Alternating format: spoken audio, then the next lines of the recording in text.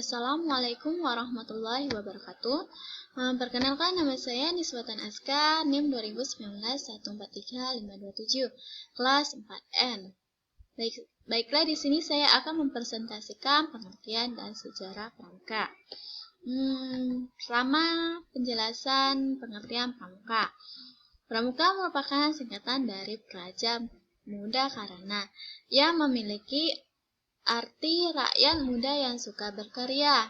Dalam dunia internasional, pramuka disebut dengan istilah kepanduan. Ada beberapa kode kehormatan pramuka. Yang pertama, kode kehormatan pramuka siaga terdiri atas Dwi Satya dan Dwi Dharma. Kode yang kedua, kode kehormatan pramuka penggala terdiri atas Tri Satya Pramuka, Penggala, dan Dasa Dharma. Yang ketiga, kode kehormatan pramuka penegak dan pendegak terdiri atas Tri Satya Pramuka, Penegak, dan Pramuka Pendegak dan Dasa Dharma. Yang keempat, kode kehormatan pramuka dewasa terdiri atas Tri Satya Anggota Dewasa dan Dasa Dharma. Selanjutnya, saya akan menjelaskan sejarah pramuka. Gerakan pramuka di dunia. Yang pertama, sejarah pramuka di dunia. Untuk dapat memahami hakikat kepramukaan, kita perlu mempelajari sejarah berdirinya dan perkembangannya. Gerakan pramuka di sedunia, kalau kita pelajari sejarah tersebut, kita tidak terlepas dari riwayat hidup. Pendiri kepramukaan sedunia yaitu Robert Stevens Will Lord Baden-Powell of Cornwall. Pengalaman hidup beliau tercetus untuk mengeluarkan gagasan mengenai pemindahan para remaja di negeri Inggris. Baden-Powell lahir pada tanggal 22 Februari 1857 di London. Nama sebenarnya adalah Robert Stephenson Smith. Sedangkan ayahnya beliau seorang profesor geometri di Universitas Oxford.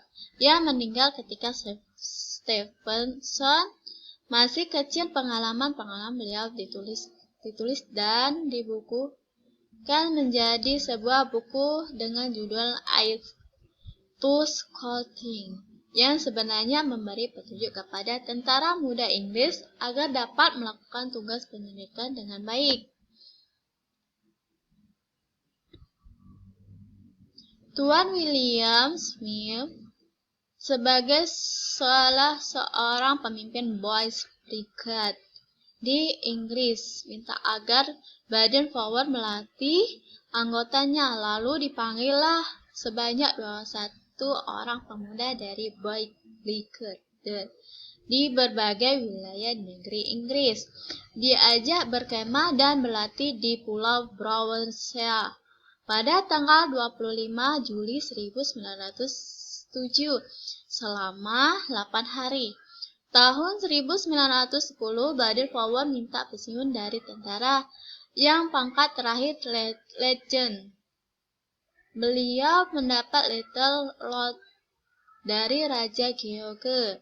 Pada tahun 1929, Baden-Powell menikah dengan Olafus Soames pada tahun 1912 dan dianugerahi 3 orang anak yang bernama Peter, Heather, Betty.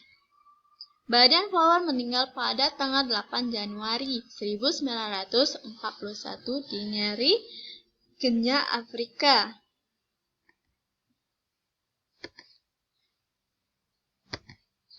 Yang B, gerakan pramuka di Indonesia. Yang pertama, sejarah pramuka di Indonesia. Sebulan sesudah proklamasi kemerdekaan Republik Indonesia, beberapa tokoh kepramukaan berkumpul di Yogyakarta dan bersepakat untuk membentuk Panitia Kesatuan Kepaduan Indonesia sebagai suatu panitia kerja, menunjukkan pembentukan satu wabah organisasi kepramukaan untuk seluruh bangsa Indonesia dan segala pengadaan Kongres Kesatuan Kepaduan Indonesia. Kongres yang dimaksud dilaksanakan pada tanggal 27 sampai 29 Desember 1945 di Surakarta. Dengan hasil terbentuknya Panduan Rakyat Indonesia. Perkumpulan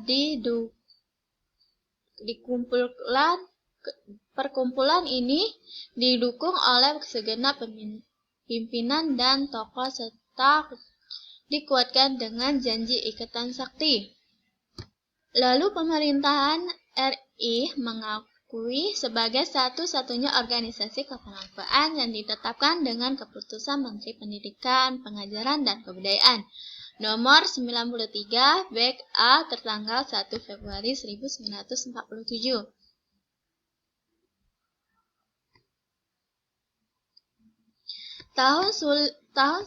Tahun-tahun sulit dihadapi oleh Pandu Rakyat Indonesia karena serbuan Belanda, bahkan pada peringatan kemerdekaan 17 Agustus 1948, waktu diadakan api unggun di halaman gedung Penggangsaan di Mur 56 Jakarta, senjata Belanda mengancam dan memaksa Suprapto menghadap Tuhan, gugur sebagai pandu, sebagai patrio yang membuktikan cintanya pada negeri, tanah air, dan bangsanya.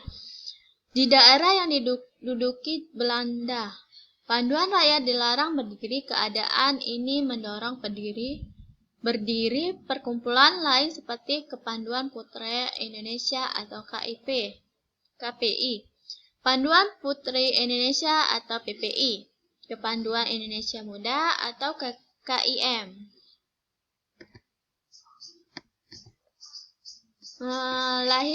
Lahir Gerakan Pramuka di Indonesia. Gerakan Pramuka lahir pada tahun 1961.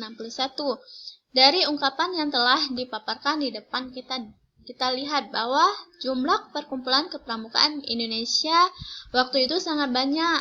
Jumlah itu tidak sepadan dengan jumlah seluruh anggota perkumpulan itu.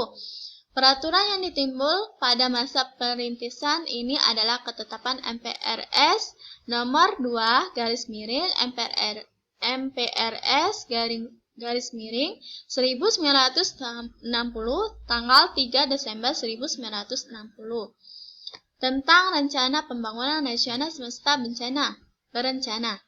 Dalam ketetapan ini dapat ditentukan pasal 330C yang menyatakan bahwa dasar pendidikan di bidang kepanduan dalam Pancasila. Seterusnya, penerbitan tentang panduan pasal 741 dan pendidikan kepanduan supaya diintensifkan dan menyetujui rencana pemerintahan untuk mendirikan pramuka. Pasal 349 ayat 30. Kemudian kepanduan supaya dibebaskan dari sisa-sisa London Baden Powerless lampiran C ayat 8. Adapun fungsi gerakan pramuka di Indonesia.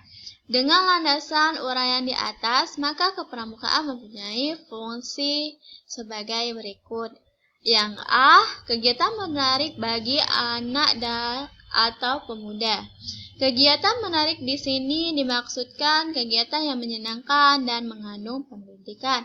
Karena itu, permainan harus mempunyai tujuan dan aturan permainan. Jadi bukan kegiatan yang hanya bersifat hiburan saja. Karena itu, lebih tepat kita sebut saja kegiatan menarik. Yang B. Pengabdian bagi orang dewasa. Bagi orang dewasa, kepramukaan bukan lagi permainan, tetapi suatu tugas yang memerlukan keikhlasan, kerelaan, dan pengabdian. Orang dewasa ini mempunyai kewajiban untuk secara sukarela membaktikan dirinya demi suksesnya pencapaian tujuan organisasi. Yang C. Alat bagi masyarakat dan organisasi. Kepramukaan merupakan alat bagi masyarakat untuk memenuhi kebutuhan masyarakat setempat dan juga alat bagi organisasi untuk mencapai tujuan organisasinya.